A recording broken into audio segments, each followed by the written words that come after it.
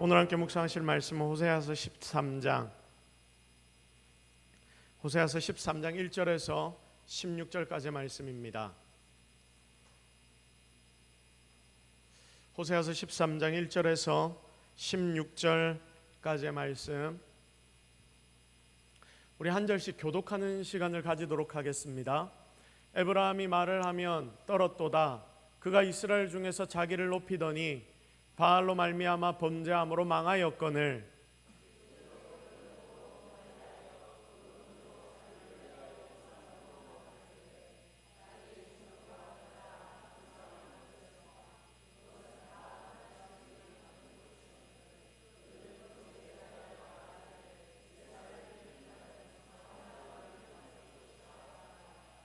이러므로 그들은 아침 구름 같으며 쉬 사라지는 이슬 같으며 타작마당에서 광풍에 날리는 쭉정이 같으며 굴뚝에서 나가는 연기 같으니라.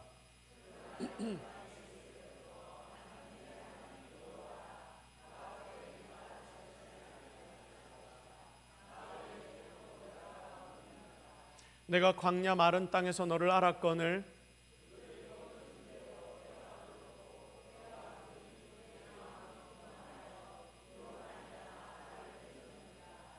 그러므로 내가 그들에게 사자 같고 길가에서 기다리는 표범 같으니라.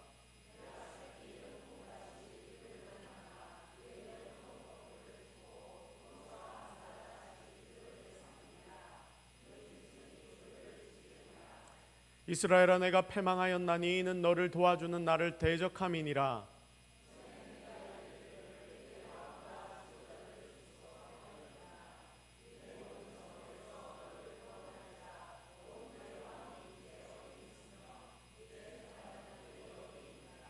내가 분노함으로 네게 왕을 주고 진노함으로 패하였노라.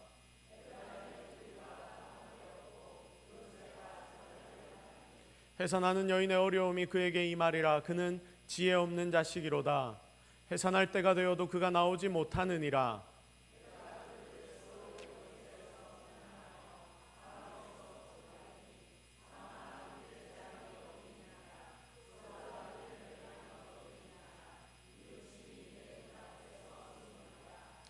그가 비록 형제 중에서 결실하나 동풍이 오리니 곧 광야에서 일어나는 여호와의 바람이라. 그의 근원이 마르며 그의 샘이 마르고 그 쌓아둔 바 모든 보배의 그릇이 약탈되리로다.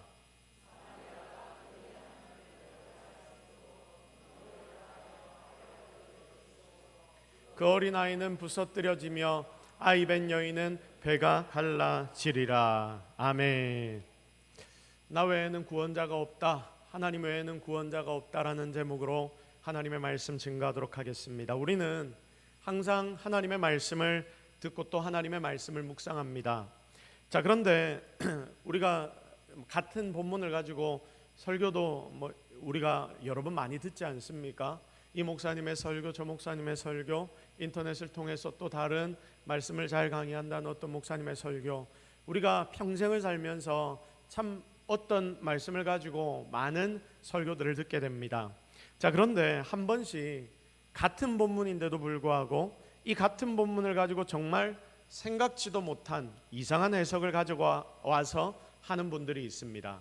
자, 어떤 말씀, 그런 말씀을 들을 때 어떤 건 너무 심하다, 저게 진짜 하나님의 말씀일까라는 생각이 들 때도 있지만, 또 어떤 때는 이야 대단하다, 어떻게 저렇게 해석을 할 수 있을까, 이런 생각이 감탄으로 나올 때가 있습니다. 물론 하나님의 말씀은 개인화되어서 우리에게 떨어집니다.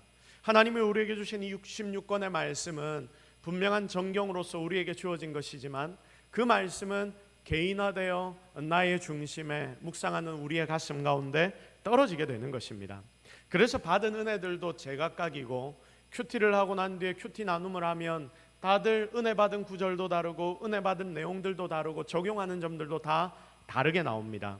그 이유는 하나님의 말씀이 나에게 개인화되었기 때문에 우리의 삶의 정황에 하나님이 주시고자 하는 음성으로 주어지기 때문입니다. 자, 그러나 이런 개인에게 주어지는 말씀도 하나님이 주시는 정확한 그 하나님의 뜻 안에서 이해가 되어야 합니다. 그래서 큐티에 대하여 좀 우려를 표하시는 신학자들과 그리고 목사님들이 있는데, 그 이유가 무엇이냐면 큐티 전체가 잘못된 것이 아니라 신학적인 소견이 없는 사람들이 말씀을 읽고 자기 마음대로 생각을 해버리면 이 말씀이 하나님이 우리에게 주시는 음성이 아니라 자기 마음대로 생각해버리는 그런 나의 생각, 나의 음성이 될 수 있기 때문에 이런 부분은 조금 조심해야 되지 않는가 하는 우려점들을 이야기하는 것입니다. 자, 그래서 우리는 제대로 된 맞는 성경 해석을 필요로 합니다. 성경의 말씀을 볼 때 우리가 제일 먼저 구해야 되는 것이 무엇이냐?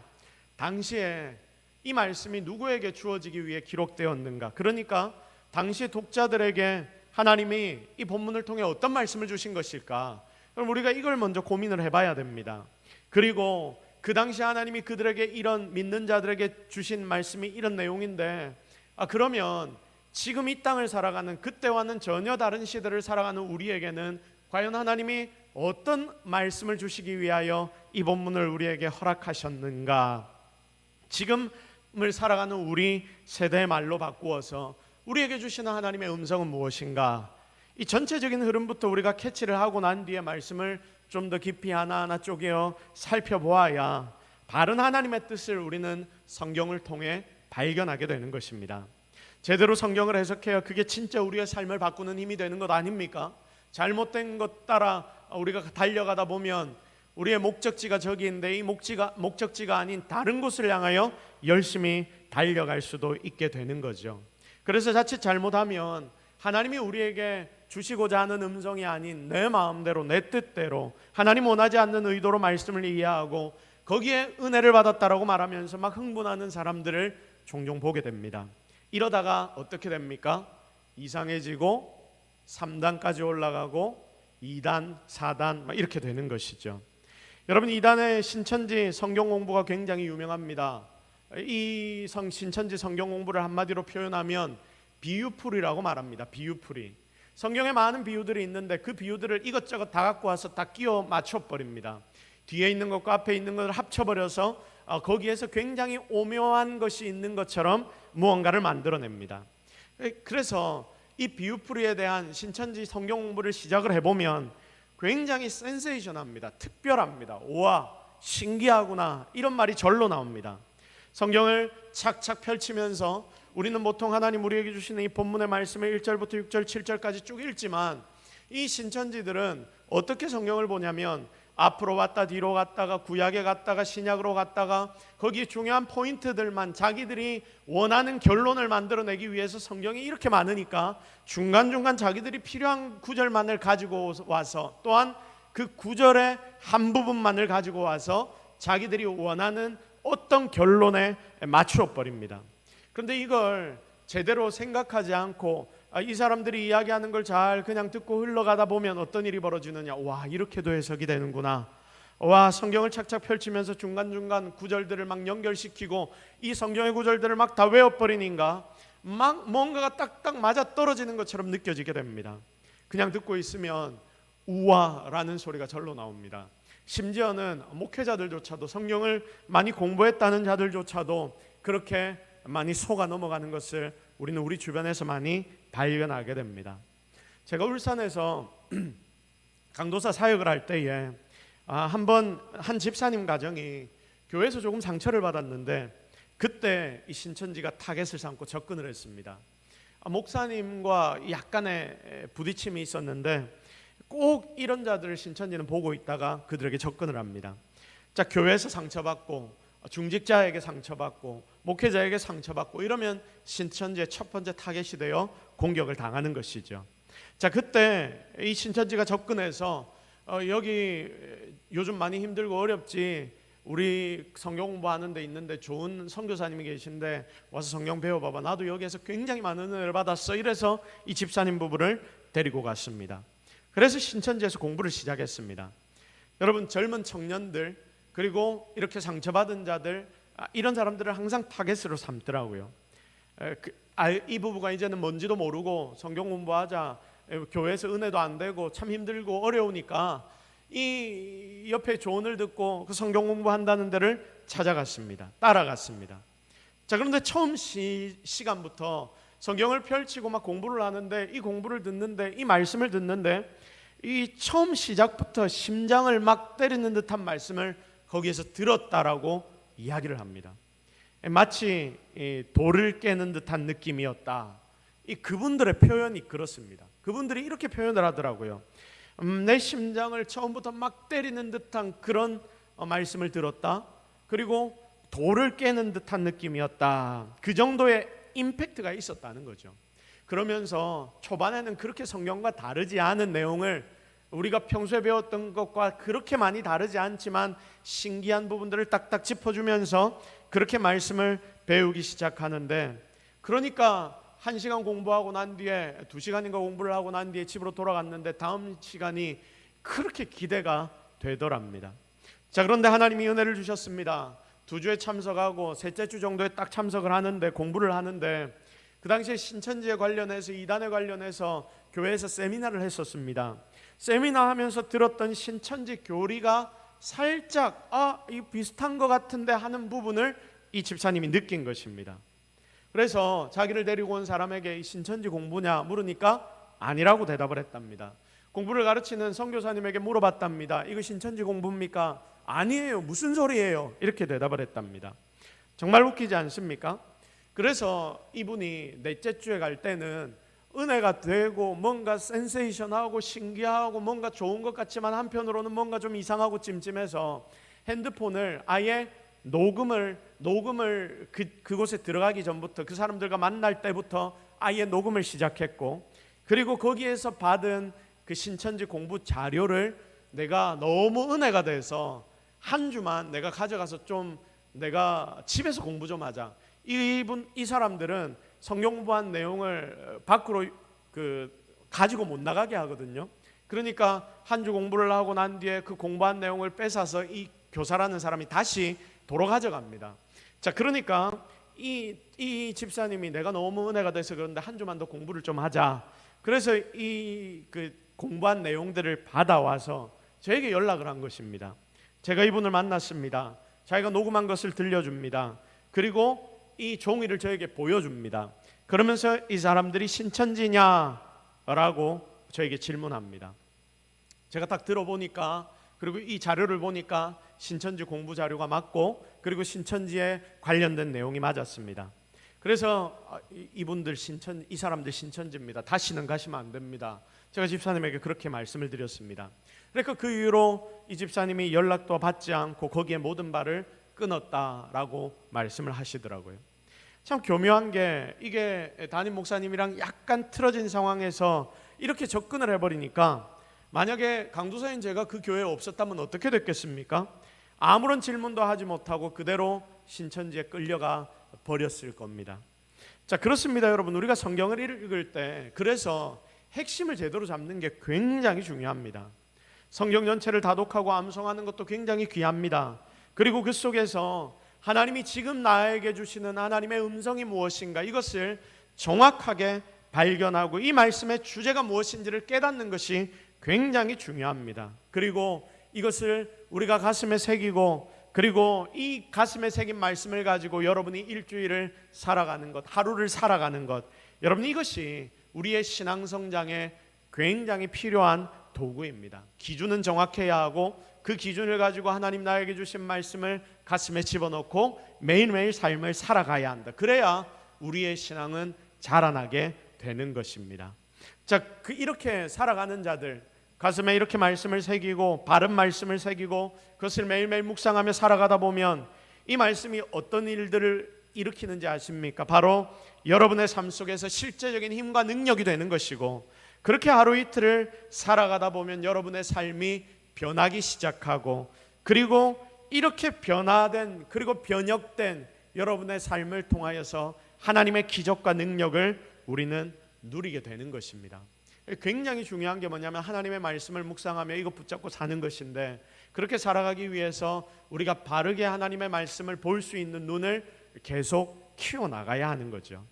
자, 그렇다면 오늘의 본문은 과연 어떤 것을 하나님 여러분에게 말씀해 주시기 위해서 지금 나에게 주신 것입니까? 이 본문의 내용을 여러분 한번 보십시오. 일반 성도들이 아니라면 이 본문을 들으면서 아마 욕할 겁니다. 하나님이 인간을 그렇게나 사랑하신다는 하나님이 어떻게 이스라엘 백성들에게 이런 저주 같은 말씀을 하고 있어. 여러분 제일 마지막 절 한 절만 한번 보실까요? 말씀 띄워주십시오. 16절 말씀 한번 봅시다. 사마리아가 그들의 하나님을 배반하였으므로 형병을 당하여 칼에 엎드러질 것이요 그 어린아이는 부서뜨려지며 아이벤 여인은 배가 갈라지리라. 여러분, 우리가 아무리 미워하는 사람이라도 이런 저주를 할 수 있단 말입니까? 어떻게 성경인데, 성경에서 하나님의 말씀인데 사마리아인들이라고 이렇게 저주 같은 메시지를 던질 수 있단 말입니까? 과연 이 말씀이 지금 여러분에게 어떤 의미가 됩니까? 과연 이 말씀을 통해서 하나님은 지금 우리에게 무엇을 주시려고 하시는 것입니까? 굉장히 중요하죠. 세상에 믿지 않는 자들은 아마 이 본문의 내용들을 보면서 하나님이 이런 말을 할 수 있어? 어떻게 이럴 수 있어? 이러면서 상처받아 떠나갈 수 있을 겁니다. 그러나 여러분, 우리는 오늘 방금 전까지 나누었던 것처럼 제대로 된 이 본문에 대한 해석을 우리가 해야 하는 것 아니겠습니까? 그래서 오늘 이 말씀이 여러분에게 주시는 은혜가 무엇인지 우리 함께 발견하고, 또한 그 은혜를 함께 붙잡고 일주일 동안 살아가 승리하는 저와 여러분이 되기를 예수 그리스도의 이름으로 축복합니다. 자, 여러분 4절 말씀 한번 보실까요? 4절. 우리 4절의 말씀을 같이 한번 읽겠습니다. 시작.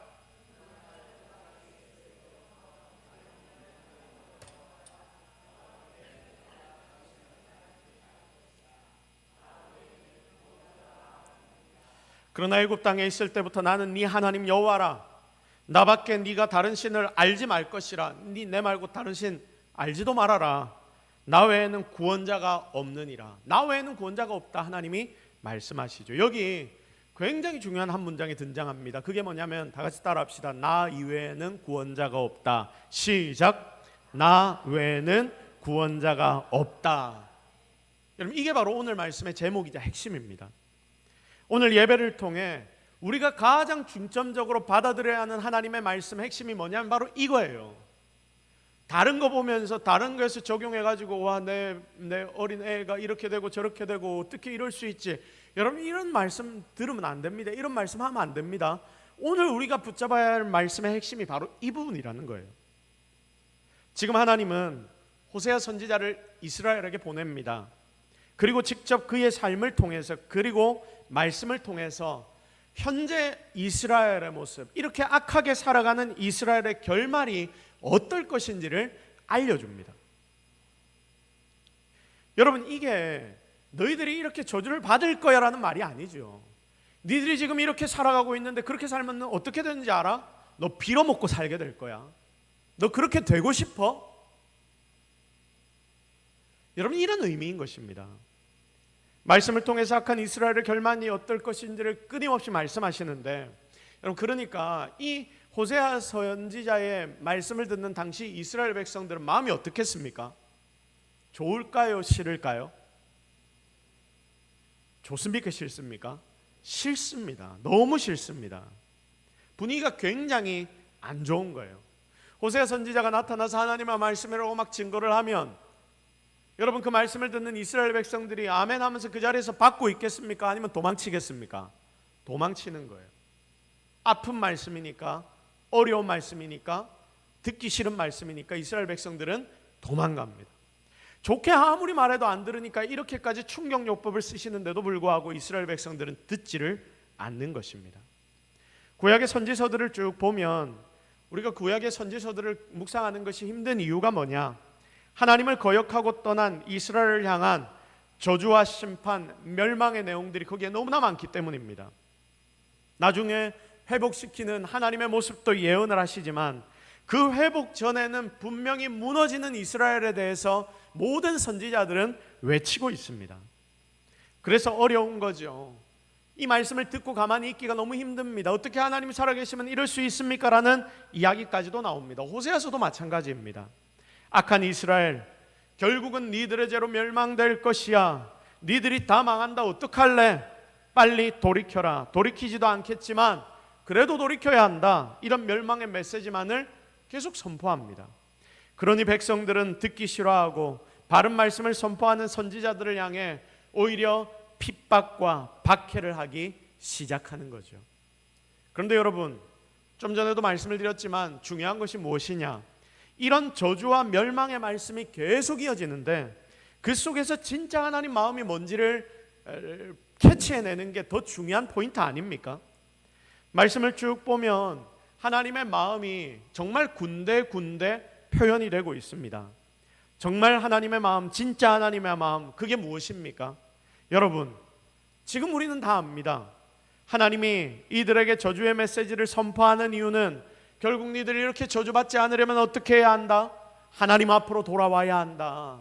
니들이 지금 섬기고 있는 그 모든 이방신을 버려야 한다. 내가 너를 그 애굽 땅에서 이끌어냈고 그 광야의 40년을 이기게 했고 이제 너희에게 가나안 땅을 선물해 주었고 그 땅에서 너희를 정말 멋지게 살게 했는데 너희는 왜 다시 이방으로 돌아가 이방에 너희에게 아무 힘도 되지 않는 그것들을 섬기고 그것들을 따라 사느냐? 너희들은 나에게 돌아와야 한다.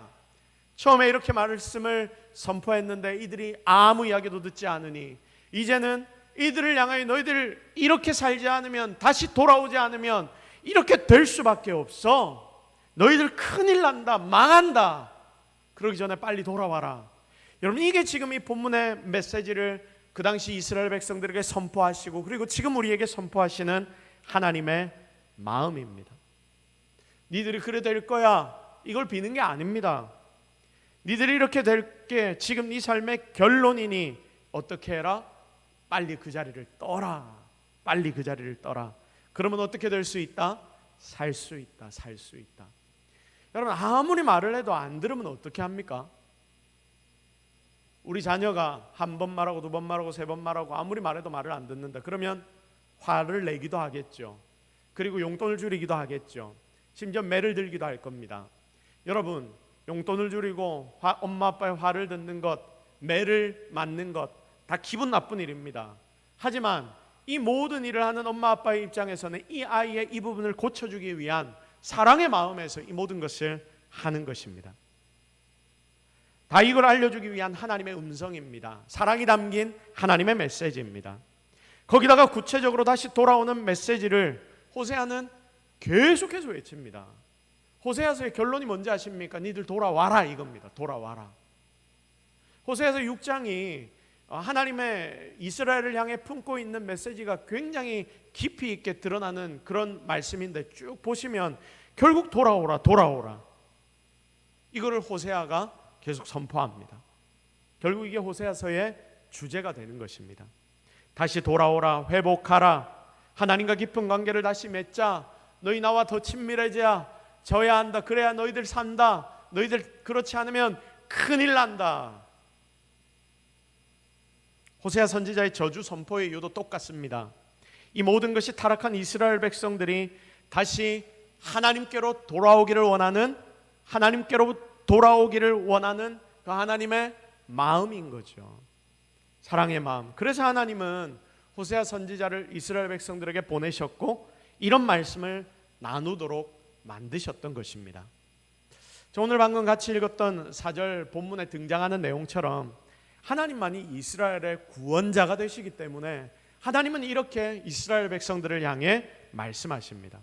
나 말고는 이스라엘을 구원할 자 아무도 없어. 그런데 이들은 계속 딴 데 가서 구원자를 찾고 자기들을 도울 자를 찾고 있으니까 하나님이 너무 답답하셔서 지금 선지자를 보내 이렇게까지 말씀하시는 겁니다. 호세아서가 아닌 다른 선지서들을 쭉 살펴봐도 그 모든 내용이 똑같습니다. 예레미야의 구조도 똑같습니다. 그러니까 무엇이다? 하나님이 주시는 말씀의 핵심은 한 가지다. 한 가지다. 바로 이것이 주님의 음성인데 결국 누구만이 우리의 구원자 되신다? 하나님만이 우리의 구원자가 되신다. 그래서 우리는 누구 앞으로 돌아가야 한다? 하나님 앞으로 돌아가야 한다. 오늘 이 시간이 말씀을 묵상하는 저와 여러분 가운데도 하나님 앞으로 다시금 돌아가서 여러분의 중심을 하나님 앞에 토해내는 은혜가 있기를 주님의 이름으로 축복합니다. 여러분, 이게 오늘 여러분에게 주시는 하나님의 음성인 거예요. 니들 어디 가 있어? 니들 지금 그거 하고 있을 때야? 니들 지금 내 앞으로 돌아와야 하는 것 아니야? 힘들고 어려운 순간, 내 마음이 상하고 모든 것이 다 무너지는 그 순간 내 앞으로 돌아와 내 앞에 엎드려 모든 것을 걸고 나를 찾고 구하고 바라야 안 망해. 니들 그러지 않으면 망한다. 망한다. 하나님이 지금 오늘 우리에게 이 땅을 살아가는 저와 여러분에게 바로 이 메시지를 주시는 겁니다. 여러분, 이 땅에는 많은 구원자같이 보이는 것들이 있습니다. 사람이 그 대상일 수도 있습니다. 그리고 지금 이 세상에 만몬신, 돈이 그 대상일 수도 있습니다. 우리를 구원케 하고 우리의 마음을 편안하게 만들어주고 우리를 화평하게 만들어주는 것이 이런 것들이라고 생각하게 됩니다. 세상의 사람들은 당연히 그렇게 생각하며 살아갈 수 있습니다. 그러나 여러분, 우리가 성도라면 그렇게 생각하며 사면 안 되는 거 아닙니까? 이 모든 것들이 결국 인간이 만들어낸 허상 아닙니까? 하나님이 성경의 말씀을 통해서 우리에게 계속해서 요구하시는 것이 무엇입니까? 너희를 지키고 너희를 이끌고 너희를 구원해내는 것은 나 하나님밖에 없다. 그러므로 너희는 나에게 다시 돌아오라. 하나님이 계속해서 우리에게 이 말씀을 하십니다. 실제로 세상 사람들 중에, 세상의 것들 중에 아무도 우리를 구원하는 구원자는 없습니다. 그러니까 이 모든 것이 허상이라는 겁니다. 특히 인간들 중에서 교만하게 스스로를 구원자라고 말하는 경우가 있는데, 그래봐야 인간 한번 병 걸려버리면 그냥 인생이 끝나는 게, 여러분, 인생이 끝나는 게 그게 바로 인생입니다.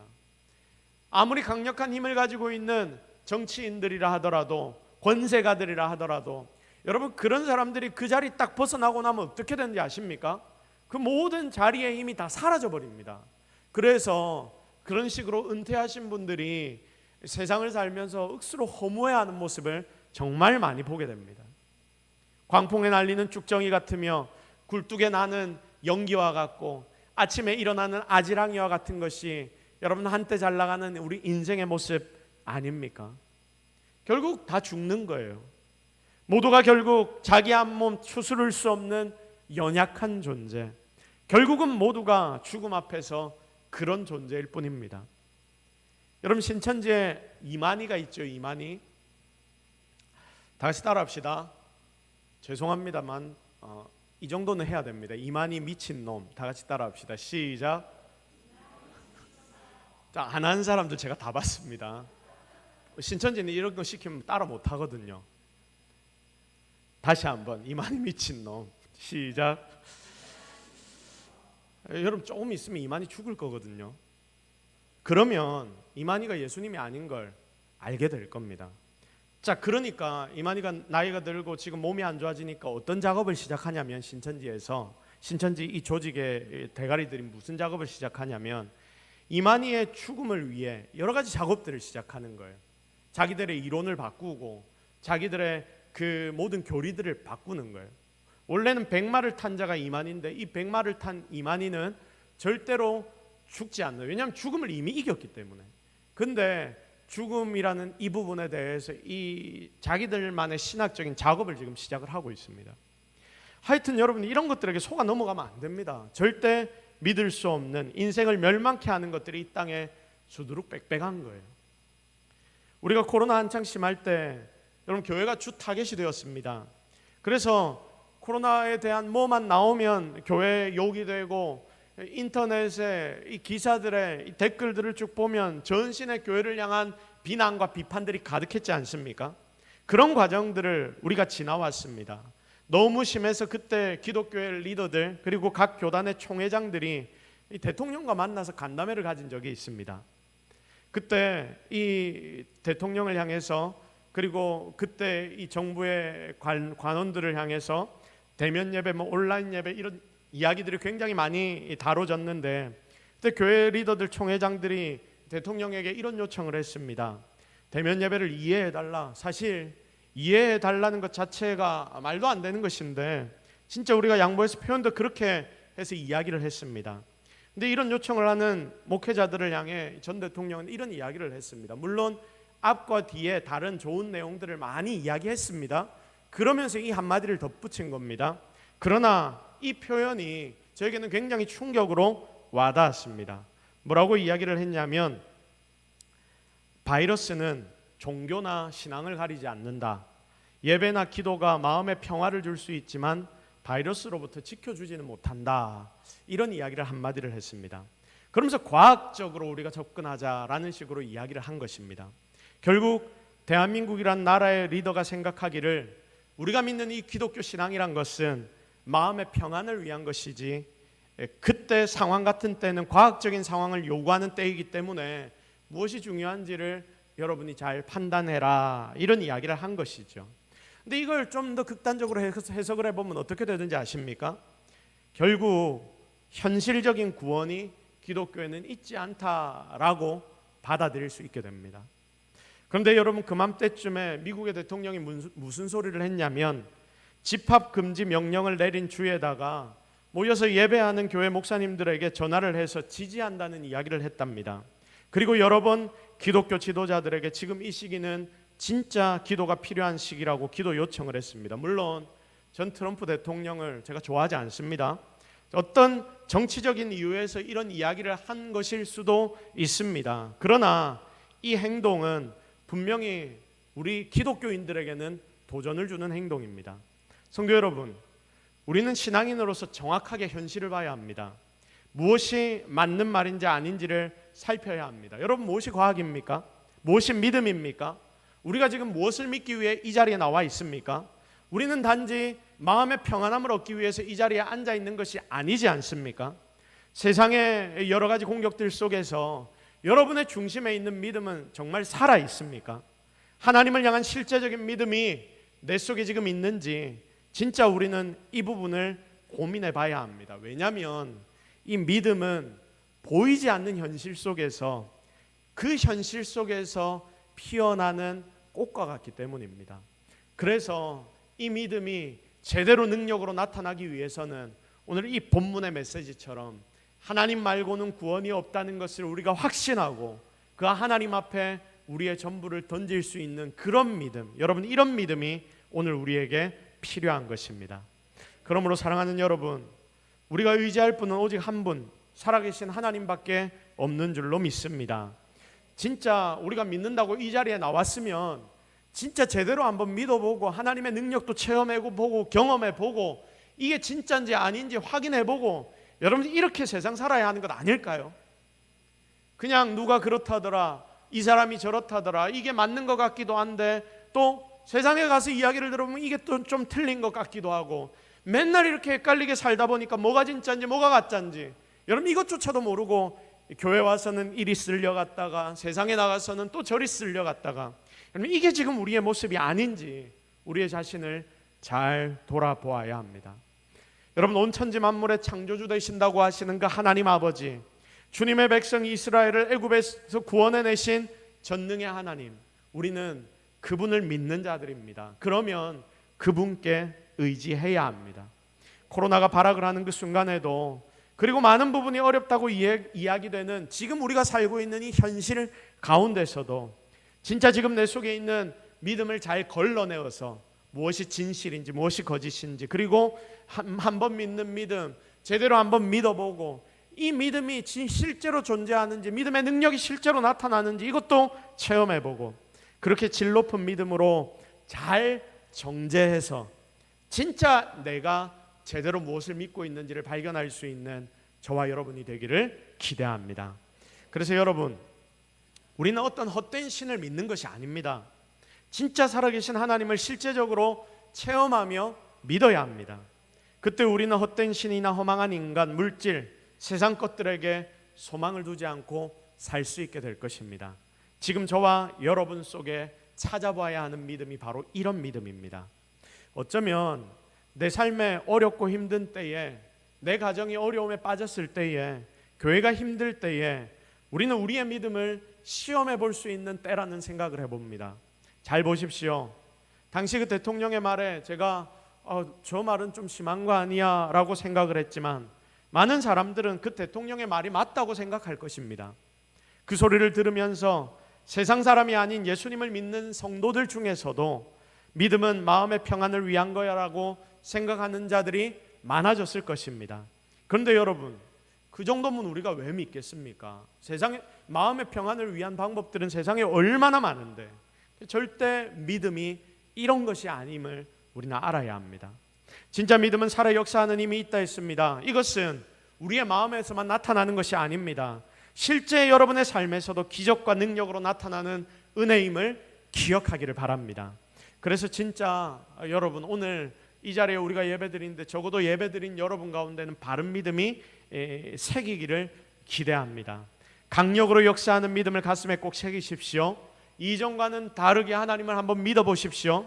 오늘 오전 말씀처럼 하나님 제대로 만나십시오. 그리고 하나님의 말씀에 순종해 나아갈 때 하나님이 여러분 삶에서 일하시는 것을 하나둘 경험하게 될 것이고, 그것을 보게 되면 그때 실제 역사하는 하나님에 대해 우리는 더 크게 신뢰할 수 있게 될 것입니다. 과거 이스라엘도 적국의 공격 앞에서 뭐가 바른 믿음일까 고민을 굉장히 많이 했습니다. 그래서 어떤 사람들은 저기 애굽을 의지하자, 어떤 사람은 바벨론을 의지하자, 그리고 어떤 사람은 우리 자신을 의지하자, 여러분 이런 말들을 굉장히 많이 했는데, 여러분 이 속에서 하나님이 그들에게 바라시는 것은 단 한 가지, 무엇입니까? 도우시는 하나님만 의지해라. 다시 따라합시다. 도우시는 하나님만 의지해라. 시작. 도우시는 하나님만 의지해라. 오늘 이 자리에 있는 여러분 속에 정말 당금질해야 하는 믿음이 바로 이 믿음임을 꼭 기억하시기 바랍니다. 그리고 지금 여기서 믿음 가지고 사는 우리는 한 걸음 더 나아가야 합니다. 우리의 마음에 새겨야 하는 진리가 있습니다. 그게 뭐냐면 다 같이 따라합시다. 오직 예수. 시작. 자, 오직 무엇? 예수. 자, 이 어려운 시기에 어렵기 때문에 내 속에 더 강력하게 새겨야 하는 것은 여러분을 구원하시기 위해 이 땅에 오신 예수 그리스도십니다. 성도 여러분, 하나님이 우리의 유일한 구원자 되십니다. 믿습니까? 자, 그렇다면 하나님은 우리를 구원하실 것인데 무엇을 통해 구원하시느냐? 바로 예수 그리스도를 통해서 우리를 구하십니다. 왜냐하면 예수님 이외에는 다른 이름을 우리에게 하나님이 주신 적이 없기 때문입니다. 우리 위에 아들 예수를 하나님이 주셨습니다. 아들, 하나님 그 자체이신 분을 보내어 주셨습니다. 그래서 그분은 우리를 위해 이 땅 가운데 오시고 십자가에 달려 죽으셨습니다. 그리고 우리를 위해 부활하셨습니다. 그러므로 예수 그리스도만이 오직 하나님께 이르는 유일한 구원의 길이 됩니다. 이거 잊지 말고 여러분, 우리는 매 순간 예수 그리스도만을 바라보며 살아가야 합니다. 주님 친히 말씀하셨습니다. 요한복음 14장 6절, 우리 다 같이 한번 고백해 볼까요? 시작.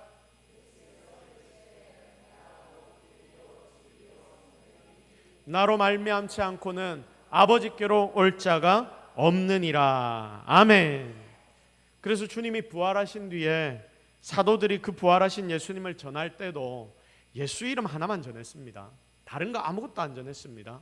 예수 그리스도만 너희들 믿으라, 이것만 선포했습니다. 주 예수를 믿으라, 그리하면 너와 내 집이 어떻게 될 것이다? 구원을 얻게 될 것이다. 우리 이거 잊으면 안 됩니다. 예수 이름엔 힘이 있습니다. 능력이 있습니다. 더러운 귀신도 예수 이름 앞에 벌벌 떱니다. 그 귀신들 앞에 예수 이름을 외치십시오. 예수 그리스도의 이름, 여러분의 삶에 어려움이 닥쳐올 때 그 주님의 이름을 붙잡으십시오. 그때 여러분은 하나님 안에서 살아나게 될 것입니다. 우리를 살리신 예수님 바라보며 오늘도 내일도 승리하는 우리 모든 성도들이 되기를 예수 그리스도의 이름으로 축복합니다. 우리 다 같이 한번 기도하겠습니다.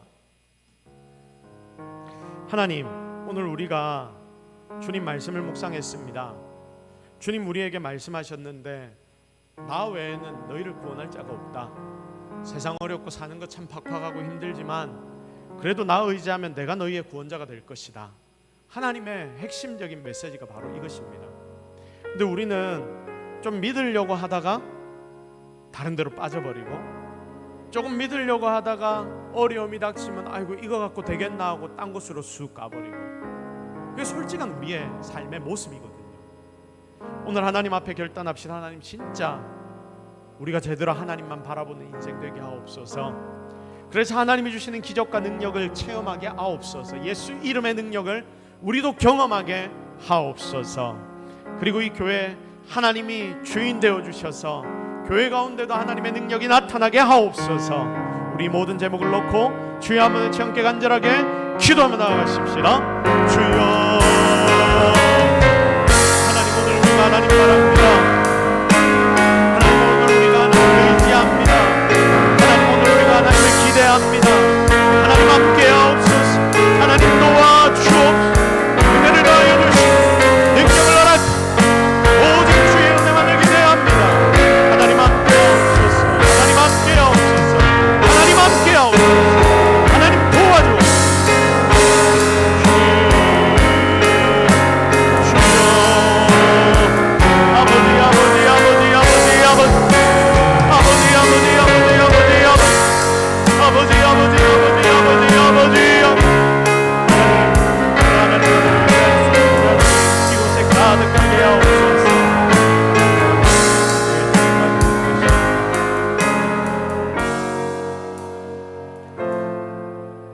성도로 하나님께 부름을 받은 자들입니다. 하나님, 우리를 불러주셔서 너무나 감사합니다.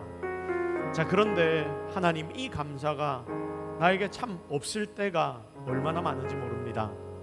왜냐하면 하나님을 향한 내 믿음이 다 사그라들어 버렸기 때문입니다. 하나님, 오늘 하나님 앞으로 우리가 달려갑니다. 하나님만 바라보기를 소원합니다. 하나님께 모든 능력이 있다는 것을 다시금 믿기를 원합니다. 하나님, 엎드려 기도하는 자들에게 그들의 삶 가운데 하나님을 전적으로 믿고 의지할 수 있는 믿음을 허락하여 주옵시고, 하나님 앞에 나아가 주님 의지하며 달려나갈 때에 주님께서 주시는 기적과 능력도 우리가 체험하게 하여 주옵소서. 정말 하나님 말고는 우리의 삶을 구원할 자가 없음을 믿음으로 고백합니다. 주님께 그러므로 맡겨드리오니 주님이 책임져 주옵소서. 감사드리며 예수 그리스도의 이름으로 기도드립니다. 아멘.